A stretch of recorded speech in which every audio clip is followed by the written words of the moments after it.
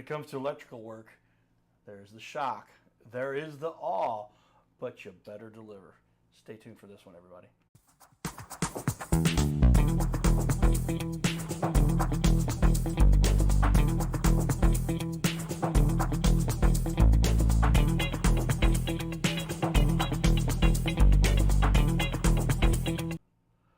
Welcome everyone to Your Little Castle Show. I get to do what I love in highlighting those leaders in our community that are helping to make this world a better place. I don't know how many people out there think they can survive too long without electricity, but we've got an expert in the building. Give it up for our guest here.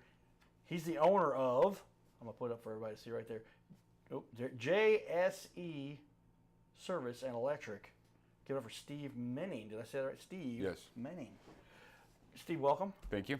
What is it like being an electrical expert these days? Electricity, I mean, gosh, we can't run anything without it these days, right? Our cell phones, we depend on everything. Why did you get into this? Being in the trades, it's a job, a passion that's always going to be needed in the world. As long as you plug things in or turn lights on, you're going to need an electrician. And the stability for my family.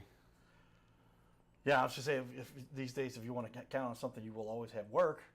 I don't think that we're just mentioning it. It's going to be rare you're going to find anything that runs too long without electrical work, electricity, and now we depend on it so much. What led you here? It's an interesting path. You and I go back a little bit. We used to hang out down at Oliver Bosky's, is that right? Yes, sir. Cardinal games? Yes, sir. But what led you to becoming, this is something, you've been doing this for 22 years. 22 years. What led you here? And finally, you started your own company a couple years ago. Tell me about it. Graduating high school, I knew college wasn't going to be my path, and my dad was in a service industry, so it made sense to stay service-based, and so I went to VADRAT right after college, and after that went to an apprenticeship, and 22 years later, here we are. So the trades, I mean, there's a good philosophy, strategy there. I think a lot of people, you go to the college route, you come back with a lot of debt, that's for sure. Yes, sir. I can attest to that.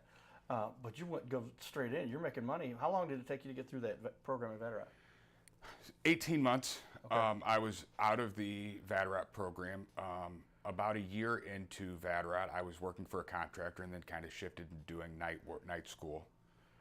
And then within 2 years, I was fully employed working for somebody. Never stopped looking back. Well, like I said, it kind of leads you right into the path where you can make some serious money. And the average, I had to look that up. Maybe we'll Google search that in our little break. But the average electricians, they're not $20-25. They're more like $50, $60, $75 an hour, right? Is that the range? And then it depends on your journeyman status and where you rank. How does that pan out? And it depends on the apprenticeship programs and stuff like that, but they start out at in the early 20s, and a good tech for a company's making $50 to $60 an hour.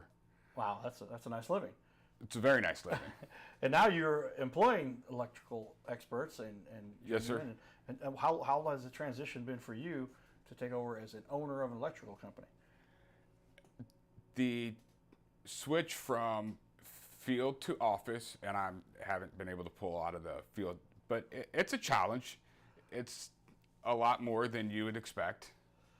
And does it? I mean, obviously you're the boss now. So what's the difference between being the guy who's doing the work, which you still do, right? You're still in the field. Yes, sir. You're an operator too. He's an owner and operator, everybody. But what's it like? What's some of the transition now? You oversee these guys, but you're in the field doing the work too. How does that transfer? It's stressful at times. I think the biggest thing is the product that we deliver, the amount of attention that we give to every job, and the ability to not see one job. I see all of our jobs, so I get to meet a lot more customers, get to be more active in the decision making for the company. Yeah, so now you're actually juggling multiple, like they say you wear multiple hats, but your hands are on to do some of the electrical work, but to oversee the guys. What's it like managing different guys? And do you see different aptitudes and different skill levels, but then also some guys who can handle it themselves? How do you find management? So Everybody's different personalities. You Right. have some personalities that are, very strong with the residential work. You have some guys that are very strong on commercial side. Gotcha. You have some that are just have the customer experience that you feel comfortable of, hey, you can represent my company in front of these customers because it doesn't matter if there's a mistake made, we're going to do the right thing to make sure that everything is fixed by the time we leave. Well, yeah, again, back to do the job right and reduce mistakes because that costs everybody. Or cutting corners is not a good way to do it. So it's obviously something you guys excel at. But tell me, the electrical space, am I right in assuming there's just more and more electrical work being done? Now, instead of having 3 outlets in a room, you got 6, and you've got outlets with 4 plugs and a USB plug. And then what are some of the things that, tell me about that, how the electrical work has expanded in the last, So, you've been doing this 22 years. Electrical vehicles is, 22 years ago, you didn't think about plugging in a vehicle unless it was Right. Plug a your diesel car. engine, and now we charge vehicles. With the cell phones, you have the USB outlets, like you said. Those are very popular, and as we've expanded, the code has expanded. So Right. for safekeeping of houses now, we do GFCI and arc fault breakers on new circuits, which is another safety precaution, in houses. A lot of the older panels that were installed weren't grounded properly because we didn't know about the grounding when we were installing them in the 70s and 80s. Oh, okay. So there's a lot of different avenues now that have opened up.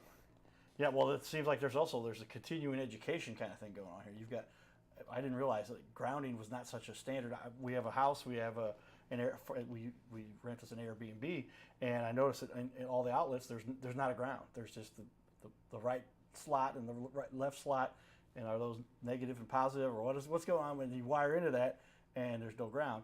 But these upgrades are constantly happening. How often are people going to have to make an upgrade to their house? And when they start to add, how many people are adding things to the house and you don't want to do that yourself? So the old 2-prong outlets were very popular in St. Louis for a lot of years before the grounding outlets came out, if you will. And we see that a lot, and unfortunately you either have to rewire the outlet or we put a GFCI in to give you that grounded outlet, Okay. which will allow for computers and 3-prong plugs to be able to plug in without having to rewire. It's an easier, cheaper fix. Okay, I didn't realize there wasn't a way to do that. But the GFI, what's it, ground fault interrupter? Is that what Ground fault circuit interrupter. GFCI, right, okay. But those will help circumvent some of that issue. And the point is, do they have like a chip in? How does the GFCI work? So a GFCI takes the unbalanced load straight to ground. So if you would plug something in and when it would go to arc, it will trip the power to that outlet to make it safe to where you're not going to shock yourself. That sounds like something we don't want happening very often. Correct. And how are these arcs caused? I mean, is it because we're plugging more powerful things? I mean, laptops not real powerful, but TVs. What's causing the arcing? Sometimes people will plug in space heaters or will plug in vacuums and things with motors that might not be in the greatest condition. Okay. And so I've been told space heaters can be to the detriment of any electrical system. Absolutely. And they'll cause the outlets to overheat and burn. You can see black marks on them. What's causing that? So most standard outlets in your house are either a 15 or a 20 amp breaker, and when you look at a space heater, they pull close to 11 or 12 amps. So right off the bat, if you have anything else on that circuit, you're going to overload it with the heater. And then just because it's a heating element, it's going to get warm. So if your outlets aren't in the best condition and they start to warm up, they're going to melt. Melting outlets is not a good idea. No, sir. Okay, so then how often do people have outlets that are actually not usable, or can they still be used if they've got those black marks? I guess it depends how serious the burn was. Or? I wouldn't recommend it. If they start to heat up, you start to see black marks, that's when I would get an electrician in and look at it. And because once the outlet starts to heat up, then the wires start to heat up behind it. And then when the wires start to heat up, then it goes into the walls. And so it's just a compounding problem that if we don't stop, if we don't fix the outlet at the front of it, then when it starts to get into the walls, then we have bigger issues. And So what is the fix? Is it a new outlet that has a higher surge? You put in a bigger amp on the other end, or what? How do you normally resolve that issue? sometimes we can put in a new outlet if it's an older outlet, and that's the problem. Sometimes for space heaters, if this is the spot in your room that you're going to use, we'll run a dedicated circuit and put it on its own breaker. Okay. And so then we just, that's the only thing that's attached to that breaker, and that it's going to be within capacity and it'll hold. How many of us are guilty of the juggling outlets to say, oh, well, if this, we have a studio we built in a remote location, and we're saying, oh, plug the TVs into an outlet that goes into the other room, plug the other circuitry stuff that goes into a third room. We used to have air conditioners in the studio that were portable, and they would cause things to trip. But you run them during breaks and all that. But HVAC, do we have an expert in the building here too to talk about that a little bit? But all this electrical stuff runs together, and if you're not juggling those power, why would somebody want to have a 30 amp? Is that as big as you can go? What's a normal largest size socket outlet amp you put on a? For a 30 amp runs, that's for air conditionings, water heaters. Usually those are 2-pole 30s. So your standard outlet is going to be on a 15 or a 20 amp breaker. Your kitchens, your bathrooms, your garages are usually 20 amps. And then your lighting circuits, maybe bedroom circuits, are going to be on 15 amp breakers. Okay. But that 30 is not really necessary. If you've got a 30, are you overheating something, or what are you doing? Possibly, or you put a 30 in because your amp draws were too much that kept tripping the 20, and that was a quick fix, which we don't recommend. Quick fix, yeah. You're overheating things that causes problems. Well, we'll take a look here. You got a lot of great reviews, people saying nice things about you.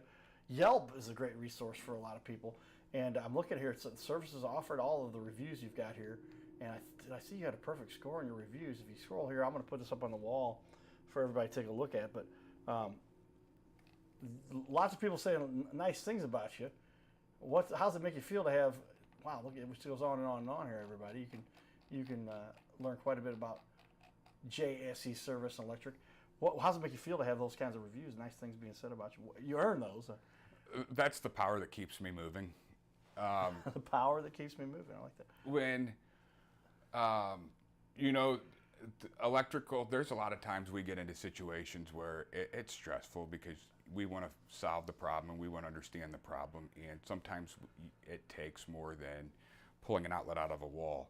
And so when you put the time and effort into troubleshoot people's problems and to make sure that we left better than we showed up, and then you get a review like that, it's like that's why we do what we do. That's the driving force on what keeps us moving. Yeah, I mean, because you're literally like helping people to establish. I was doing some late night listening to YouTube last night again. I try to always keep up with what's going on in my little space. But they talk about how homes are like 2/3 of people. That's the most valuable asset they've got, and it's worth 90% of their value that they bring in. So you're helping people to make sure they maintain this very important thing called a home. How often? I mean, what percentage of your work would you say is electrical versus how much is commercial? Right now we are probably about 80-20 residential to commercial. Okay. The commercial industry is a tougher industry to crack as far as getting contractors to work with and contractors to work for. And when you look at it to how many commercial buildings there are to how many houses there are, there's 5 to 6 more houses per commercial building. So right. Yeah, that adds a lot to the. This residential seems to be where most people. There's big buildings. I worked for Anheuser-Busch for a long time, and the big corporate buildings. They had all kinds of electrical stuff going on there. I dealt with the high-end electrical stuff. How dealing with the server room, and all the security that was necessary in there, and all the power that was necessary, and the backup power, and just everything going on in a room like that. Not necessarily something I would want to have to tackle, but you enjoy working with people residentially. Yes, sir. The avenue that this has given us to the people that we meet and the personalities, I mean, most of the time you walk away from a customer's house with a smile on your face because you've learned something new about somebody that day. It gives you that getting to know people, personality stuff, and that's fun because we are all out there trying to make it and connect and do what we can to help the community. Well, we've got a lot of fun stuff we've done in the community, and we're going to share a little bit here. We're recently at an event. I was the MC for Dementia Life. Take a look here at some of the fun we got to partake. First, I'd like to introduce you to another man with a mission. This man brings smiles to everyone as he sets out to also make a community a better place. He supports charities like this, and I'm sure you all recognize this St. Louis icon, our MC for the night, the Cardinal Cowboy.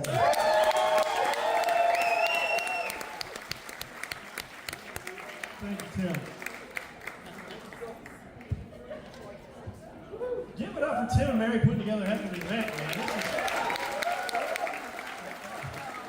I like the theme, Cowboys, right? I'm in the Midwest here, and a lot of times it's sports and fun stuff. But we got, if you've got a cowboy hat on, wave at me on it. You got a few, there we go. Sadiety Diner, shout out to them. Make some noise.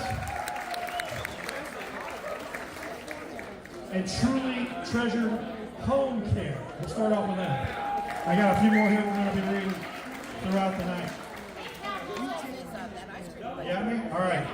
With that, we'll get started here. I want to give a shout out and thank you for you all attending. This is the Dementia Life Western World. So shout out to yourself for making it here tonight. His name is Carter Rethwich, but in St. Louis, he's known as the Cardinal Cowboy. He's a well-known fixture in the stands at sporting events in the Gateway City. He's one of its greatest cheerleaders, a super fan like no other. When he makes his rounds at almost every home game, he shares his love for sports with the rest of fandom with a smile, a cheer, some positive encouragement, and lots of selfies and pics. Yeah, tariffs suck right But the Cardinal Cowboy was born of a tragic incident. I mean, it just, some of these Rethwich like was pictures, an you know, aspiring athlete in high school they and college. fluctuate every He week, so dreamed it's of hard to playing kinda in the like big leagues, zone but in, those you know, like, dreams I'd love to be ended able to say, when this is he what it and is, 3 you of his just walk away college and friends leave it, but were then hit with a you start devastating getting, you know, our crash suppliers by a going, hey, they're gonna 5-time go drunk 5% driver. or 10% One of his coppers. best friends died. Carter suffered a critical head injury. The trauma put him in a coma for 6 days. The doctors said he was never expected to function again. Those expectations never came true. He fought back and finished college. He was determined to prove the doctors wrong. Among other inspirations, it was his love of baseball that kept him going. And from his near-death experience, the Cardinal Cowboy emerged. His goal in life became to inspire others with positivity despite the odds, to help people believe in themselves and achieve their dreams. So after my coma, I realized that it was up to me if I was going to accomplish my goals, if I was going to reach my dreams. Despite what the naysayers would say, the people that were discouraging me, like they do everyone, it's up to me if I'm going to make it. Don't listen to the naysayers. It's up to you. You decide whether you're going to succeed, whether you're going to reach your goals. Dream, and then always, always chase your dreams. Never give up. Giddy up.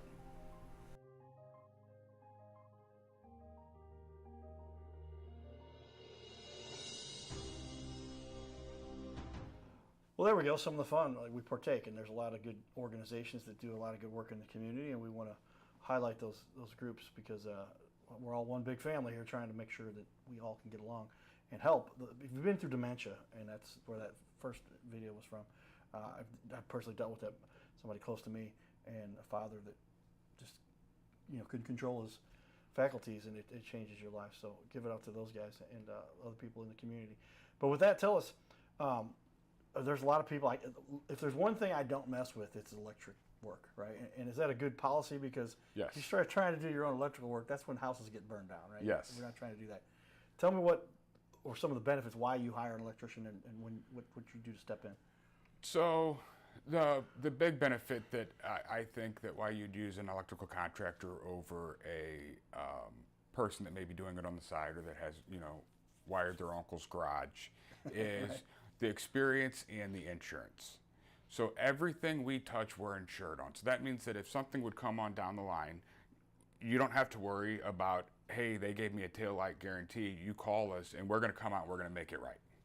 And that's, for a lot of people, is a relief. Yeah, that tail light guarantee is a lot of people don't know what that is, but that's when your warranty is as good as you can still see the tail lights. Right? Correct.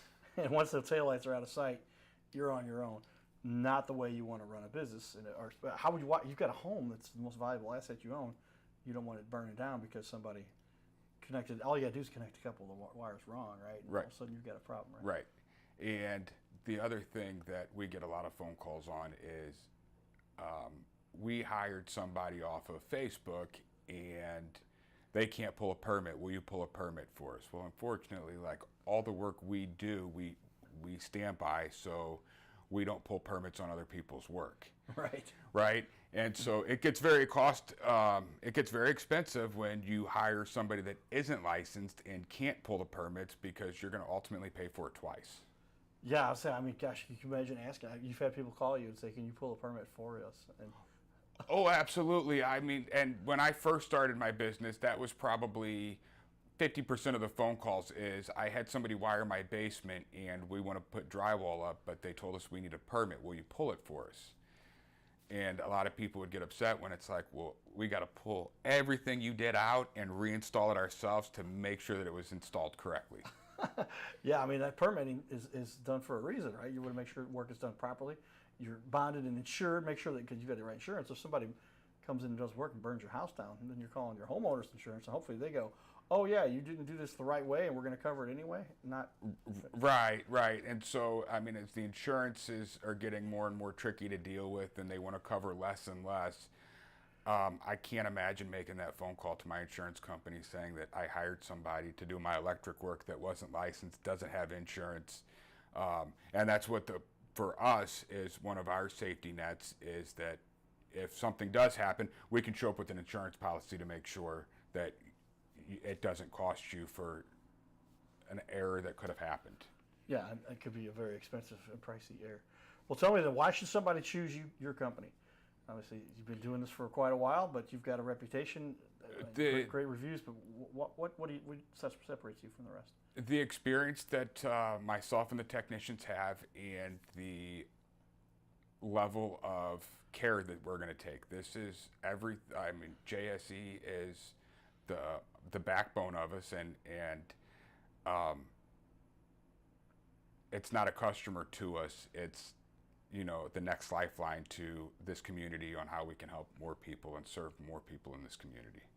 Yeah, I mean that's where it leads to the next question. I'm going to skip ahead here, but that is very often people don't realize the benefit they have by working with a small business owner, because now you're talking to the owner, right, or Yes, the sir. owner's somebody who was directly trained by the owner, and that way you have a lot better control over the issue. Whereas if you get in some companies, and we love our big companies, but you're not going to have as easy access if there's a problem, or if there's a question, or if there's an upgrade, or some decision that has to be made. But small businesses really help people benefit because they can react more quickly. Is that true? Yes, sir. And so when you call us, you're going to talk. I mean, if there's an issue, I'm the one that's involved in it. And my overhead is being a small business and being smaller. I don't have the overhead that a lot of these companies do, so I can help people save on costs when it comes to costly home repairs. Yeah, again, back to don't cut corners. Don't try to save money by doing it yourself, especially with electrical work. You can bring a house down, and that's going to be to your detriment. And cutting corners again. We write that one down. We say write that one down a lot, everybody, but it's kind of a no-brainer. Tell me then, how does somebody get started with you? If somebody says, "All right, Steve, you obviously know what you're doing," what's the process for somebody to hire you? Call us, visit our website, Facebook, Instagram, 314-941-7894 gets directly to me. You can call our office, 618-702-9142, JSEserviceandelectric.com. We're on Facebook. There it is. You've got a form on your website too. People send that in. They go directly to you, and there's those phone numbers too. So once a phone call comes in, you schedule a time. You'll go out and give them you'll check everything out and give them a bid or recommendation, or how does that work? Yeah, so depending on what the issue is, sometimes we have customers that call and say, "This is what it is, come out and fix it." There's other times that people call and want a estimate, which I completely understand with the cost of it. And so If we can't get a cost to you over the phone, then we will show up and make sure that we get the right cost for you. Yeah, these are, what does the average job go for? Like on the low end, on the high end, what's your going to range? So on the lower end, you know, you get a service call or somewhere you're in the $200 range. On the higher end, you can go, I mean, depending on a service upgrade, $7,000-8,000. And then lighting, we install lighting, and those have different packages for, you know, can lights or just your regular ceiling fan fixtures. So I would say anywhere from $200 to $7,000. But if you call us, we'll get you a price for you. And also, a recent upgrade we had down at a house in Fayette, Missouri. I'm not sure if you travel that far, but buddy of ours, we had to find an electrical guy that could work down there. But they replaced the panel. They added another panel. Is that on the higher end? And you're putting all the separate circuits. What does a job like that typically go for? So now with where we're at, you know, in like the St. Louis County, St. Louis City, when we have to put arc fault breakers in, service changes or adding panels, 2,500 usually starting range for a panel upgrade or a service change. Yeah, and that's a pretty extensive repair. Another issue we had an electrical outlet pull, the power that went direct to the house pulled away from the house. And they said that they couldn't work just on that piece, they had to work on the entire. We had to replace the panel too. Does that makes sense? Because now you're two separate things going, you want to make sure if the work's going to be covered. Right, and so a lot of the times if the main lines from the house get pulled away, if it's an overhead service, it will pull on the weatherhead. And with a lot of these meter bases in the St. Louis vicinities, they're early, you know, 70s, 80s, 90s, and they're not necessarily up to Ameren specs anymore. So as soon as that happens, it starts a snowball effect, because then you're replacing a meter to bring it to Ameren specifications. And most of the time when you're replacing the meter, then it gets into the panel.